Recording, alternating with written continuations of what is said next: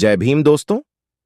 दोस्तों, जब कोई फिल्म बड़े पर्दे पर रिलीज होती है तो अक्सर लोग यही पूछते हैं कि फिल्म की एक्टिंग कैसी थी, कहानी कैसी थी, या फिल्म ने बजट कितना बनाया है।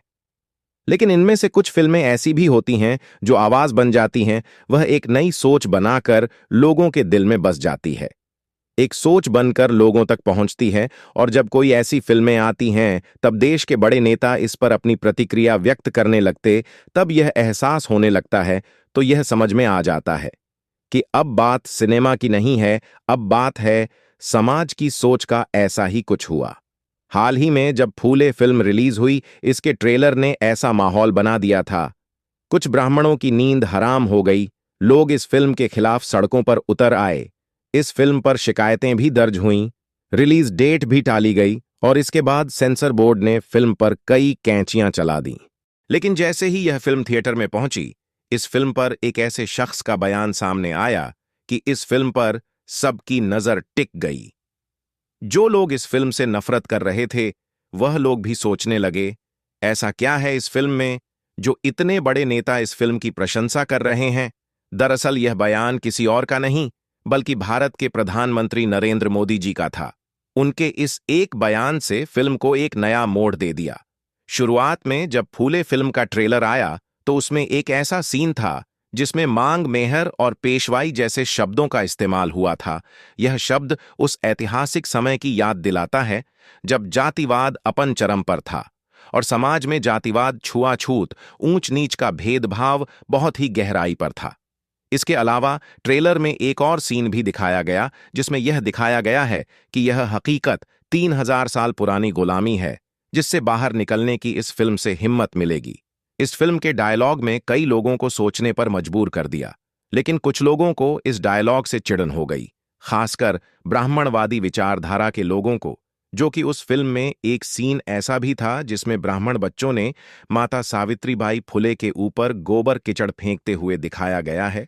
यह सीन उस समय की सामाजिक कड़वी सच्चाई को दर्शाता है जिसे उस समय के दलित अछूतों को झेलना पड़ता था।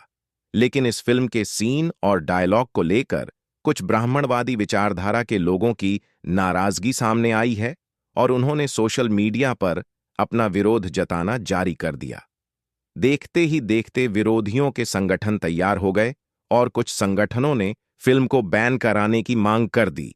देश के अलग अलग हिस्सों में इस फिल्म को लेकर एफआईआर भी दर्ज हो गई और इस फिल्म को लेकर कुछ लोगों का इतना तनावपूर्ण माहौल हो गया कि फिल्म के रिलीज होने पर खतरा मंडराने लगा। पहले इस फिल्म के रिलीज होने की तारीख 11 अप्रैल निर्धारित हो गई थी, लेकिन इस फिल्म को लेकर विवाद इतना छिड़ गया कि फिल्म मेकर्स को इसे आगे बढ़ाना पड़ा। फिर बाद में इस फिल्म को 25 अप्रैल कर दिया गया। जरा सोचिए, जो फिल्म रिलीज ही नहीं हुई थी, लोग पहले से ही इतना विवाद खड़ा कर दिया। उसके ट्रेलर से ही इन ब्राह्मणवादियों को डर सताने लगा। जिन लोगों के मन में दलितों के प्रति नफरत भरी है, उन्हें यह नहीं समझ आ रहा था कि यह फिल्म क्या कहना चाह रही है। ट्रेलर देखकर लोग इस फिल्म को ब्राह्मण विरोधी समझ रहे थे, तो कुछ लोग इसे सामाजिक क्रांति की सच्चाई कह रहे थे। सोशल मीडिया पर बॉयकॉट के ट्रेंड चलने लगे थे। लेकिन इसके दूसरी तरफ कुछ बुद्धिजीवी और सामाजिक कार्यकर्ता लोग इसकी प्रशंसा कर रहे थे। लोगों के बीच में एक प्रकार की उलझन थी कि यह फिल्म किस मकसद से बनाई गई है। कुछ बुद्धिजीवी लोगों का मानना था कि यह फिल्म समाज सुधार के लिए बनाई गई है और एक ऐसे युग को सामने ला रही है जो इतिहास ने दबा दिया है। वहीं कुछ लोगों का मानना था कि यह फिल्म धार्मिक भावनाओं को ठेस पहुंचा रही है। लेकिन जैसे ही सेंसर बोर्ड के काटने छांटने के बाद सेंसर बोर्ड में आई और लोग इसे देखने के लिए थिएटर में पहुंचे, तो धीरे धीरे यह बात स्पष्ट होने लगी कि आखिर फिल्म क्या कहना चाहती है। और इसी बीच जो सबसे बड़ा मोड़ आया वह था भारत के प्रधानमंत्री नरेंद्र मोदी जी का बयान। उन्होंने जब इस फिल्म के ऊपर अपनी प्रतिक्रिया दी तो फिल्म देखने का नजरिया ही नहीं बदला, बल्कि इसकी अहमियत देश भर में बढ़ गई। उन्होंने कहा, यह फिल्म केवल बायोपिक फिल्म नहीं, बल्कि या फिर उस सोच की कहानी है जिसने देश की व्यवस्था की जड़ें हिला दी है। मोदी ने कहा, महात्मा ज्योतिबा फुले व सावित्रीबाई फुले उसे समय की एक ऐसी क्रांति की शुरुआत की जब किसी जाति की महिलाओं को पढ़ने लिखने का अधिकार नहीं था, न ही उनमें इतनी हिम्मत थी कि अपने दर्द को किसी से बयां कर सके। उस समय इन दोनों दंपत्ति ने शिक्षा के जरिए एक ऐसा आंदोलन शुरू कर दिया जिसने समाज को जगा दिया और बदलाव की नींव रखी। मोदी ने यह भी कहा कि जो लोग इस फिल्म को केवल एक दृष्टि से देख रहे हैं, वह लोग एक बार अपने दिल को खोलकर और खुली आंखों से देखें, क्योंकि यह फिल्म असत्य को नहीं बल्कि सत्य को दिखाती है। यह फिल्म किसी को नीचा दिखाने के लिए नहीं बनी है, ना ही किसी के दिल को आहत पहुंचाने के लिए बनी है, बल्कि उन लोगों को ऊपर उठाने की कोशिश करती है जिनके किस्से अक्सर किताबों के किसी कोने में दब कर रह जाते हैं। मोदी जी का बयान जितना सरल था, उसका असर उतना ही गहरा साबित हुआ।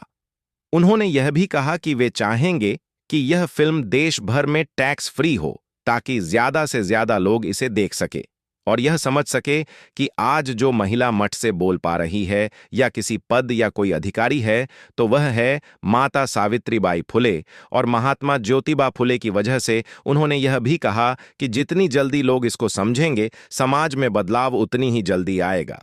उनके इस बयान पर सोशल मीडिया पर जो माहौल था, वह माहौल तेजी से बदलने लगा। जहां लोगों की नाराजगी देखी जा रही थी, वहां पर लोग अब फिल्म की बातें करने लगे हैं। थिएटरों में फिल्म देखने की काफी बढ़ोतरी हुई। कुछ लोग सोशल मीडिया पर यह भी कह दिया कि मोदी जैसे इतने बड़े नेता इस फिल्म का समर्थन कर रहे हैं, तो जरूर कुछ इस फिल्म में खास है। इस फिल्म में उसे समय को दर्शाया गया है जब माता सावित्रीबाई फुले और महात्मा ज्योतिबा फुले ने समाज फैली कुरीतियों से लड़ा, महिलाओं का अधिकार दिलाया, उन्हें बराबरी का हक दिलाया। उस 18वीं सदी के दौर में जब समाज में लड़कियों को पढ़ाना पाप माना जाता था, उन्होंने लड़कियों की शिक्षा के लिए पहला स्कूल खोला। उस समय औरतों को बाहर निकलने नहीं दिया जाता था। उस समय इतनी बंदिशें थीं, अगर कोई भी महिला बाहर दिखाई पड़ जाती तो समाज उसे ताने देने लगता। ऐसे माहौल में सावित्रीबाई फुले ने न सिर्फ खुद पढ़ने का काम किया, बल्कि लड़कियों को शिक्षित करना शुरू कर दिया। उन्होंने समाज की जड़ें हिलाने की कोशिश की और इस संघर्ष में उनके पति ज्योतिबा फुले ने कदम से कदम मिलाकर अपनी पत्नी सावित्रीबाई फुले के साथ साथ चले। यह फिल्म इसी संघर्ष से भरी इन दोनों के जीवन की कहानी को बयां करती है। लेकिन कहानी ही किसी फिल्म की सफलता नहीं तय करती है। महात्मा ज्योतिबा फूल ने कहा था, आज ब्राह्मणों की तुलना में शूद्र अतिशूद्रों की संख्या 10 गुना ज्यादा है। फिर भी ब्राह्मणों ने शूद्रों और अतिशूद्रों को कैसे मटियामेट कर दिया, कैसे गुलाम बना लिया? इसका जवाब यह है कि एक बुद्धिमान चतुर आदमी 10 अज्ञानी लोगों के दिलो दिमाग को अपने पास गिरवी रख सकता है, और दूसरी बात यह है कि वे 10 अनपढ़ लोग यदि एक मत के होते तो उन्होंने उस चतुर आदमी की एक न चलने दी होती। किंतु ये 10 लोग 10 अलग अलग मतों के होने की वजह से ब्राह्मणों पुरोहितों जैसे धूर्त पाखंडी लोगों के जाल में फंस गए। उन धूर्त पाखंडियों को, इन 10 भिन्न भिन्न मतवादी लोगों को अपने जाल में फंसाने में कुछ भी कठिनाई न हुई। उसी तरह शूद्र अछूतों की विचार प्रणाली एक दूसरे से मेल न करे, इसलिए प्राचीन काल में ब्राह्मण पुरोहितों ने एक बहुत बद्धी, धूर्ततापूर्ण और छल कपट भरी विचारधारा निकाली। उन्होंने शूद्र अतिशूद्रों में आपस में घृणा और नफरत की भावना बढ़ती रही। ऐसी योजना तैयार की। उन्होंने समाज में प्रेम के बजाय जहर के बीज बोए। इस योजना के तहत उनकी चाल यह थी कि यदि शूद्र अतिशूद्र आपस में लड़ते झगड़ते रहेंगे, तभी यहां हमें टिके रहने की बुनियाद मजबूत रहेगी। अपनी इस चाल विचारधारा को कामयाबी देने के लिए जातिभेद की फौलादी जहरीली दीवारें खद्ददी करके उन्होंने इसके समर्थन में अपने जातीय स्वार्थ सिद्धि के कई ग्रंथ लिख डाले। जो शूद्र लोग जो ब्राह्मणों के साथ बद्दी कद्दाई और जिद से लड्ढे, उनका ब्राह्मणों ने एक वर्ग ही अलग कर दिया। परिणाम ये हुआ कि उनका आपसी मेल मिलाप बंद हो गया और अछूत लोग अनाज के एक एक दाने के लिए मोहताज हो गए। इसलिए इन लोगों को जीने के लिए मजबूर होकर मरे हुए जानवरों का मांस खाना पड़ा। इन्हीं को अछूत कहा गया। ये वर्ग ही अंत तक ब्राह्मणवादी व्यवस्था के खिलाफ संघर्ष करते रहे। उनके व्यवहार को देखकर आज के शूद्र, जो बहुत ही अहंकार से अपने आप को माली, कुणबी, सुनार, दर्जी, लुहार, बरहई, तेली, कुर्मी, आदि बड्ढी बड्ढी संझाएं लगाते हैं, क्योंकि वे लोग केवल इस प्रकार का व्यवसाय करते हैं और ब्राह्मण पांडा पुरोहितों के बहकावे में आकर एक दूसरे से घृणा करना सीख गए हैं। ये लोग भगवान की निगाह में कितने अपराधी हैं, इन सबका आपस में इतना बड्ढा नजदीकी संबंध होने पर भी किसी तीज त्योहार को ये उनके दरवाजे पर दूर से ही पका पकाया भोजन मांगने के लिए आते जाते हैं, तो वे लोग इनको नफरत की निगाहों से देखते हैं। इस तरह जिन जिन लोगों ने ब्राह्मण पांडा पुरोहितों से जिस जिस तरह से संघर्ष किया, उन्होंने उसके अनुसार ही उनको जातियों में बांटकर सजा सुना दी। जब से ब्राह्मणों ने शूद्र अतिशूद्र में जातिभेद की भावना को पैदा किया, बढ़ावा दिया, तब से उन सभी के दिलो दिमाग आपस में उलझ गए और वे नफरत से अलग अलग हो गए। ब्राह्मण पुरोहित अपने षड्यंत्र में कामयाब हो गए। इस बारे में एक कहावत प्रसिद्ध है कि दो के झगड़े में तीसरे को लाभ। मतलब यह कि ब्राह्मण पांडा पुरोहितों ने शूद्र अतिशूद्रों में आपस में नफरत के बीज जहर की तरह बो दिए और खुद उन सभी की मेहनत पर ऐशो आराम भोग रहे हैं। ज्योतिराव फुले जी कहते हैं, समाज में शूद्र और अतिशूद्रों को मानसिक गुलामी से आजाद होने के लिए कुछ जातियों को तोड़ डाचकर एकजुट होना होगा। प्लीज इस वीडियो को ज्यादा से ज्यादा दर्शकों तक पहुंचाने में हमारी मदद करें।